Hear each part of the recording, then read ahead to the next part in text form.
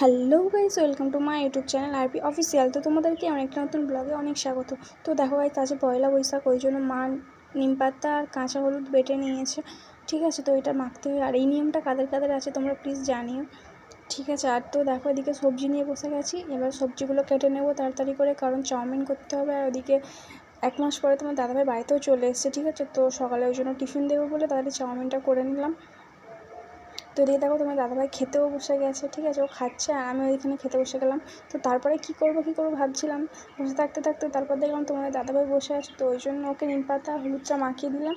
তো এদিকে দেখো সবাই মাখা হয়ে গিয়েছে। ঠিক আছে, নিম পাতা আর হলুদ তো আমি মেখে নিয়ে স্নানও করে নিয়েছি। স্নান করে নিয়ে তো মায়ের ড্রেসটা পরে নিয়েছি। ঠিক আছে, মা বললো এটাই পরতে।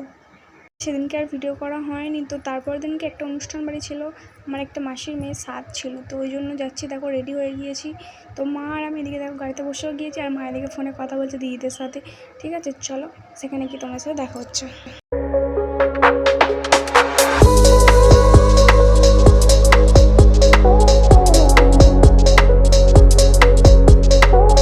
তো গাইস 4 ঘন্টা জার্নি করার পর তো ওদের বাড়িতে চলেও এসেছি।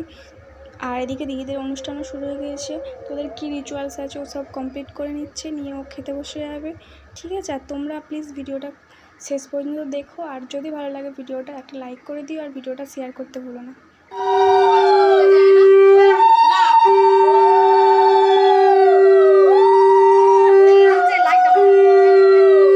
তো দিদির খাওয়া দাওয়ার পরে আমরাও খেতে বসে গিয়েছিলাম।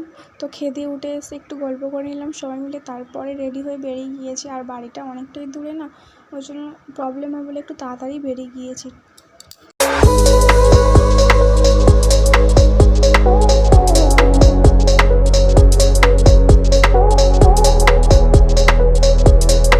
তো গাইস, আসার সময় কিছু কেনাকাটি করার ছিল, ওই জন্য দোকানে চলে এসেছি। আর এদিকে দেখো এই 4টে শাড়ি নিয়েছি। ঠিক আছে, তো কেমন লাগছে তোমরা প্লিজ কমেন্ট করে জানিও।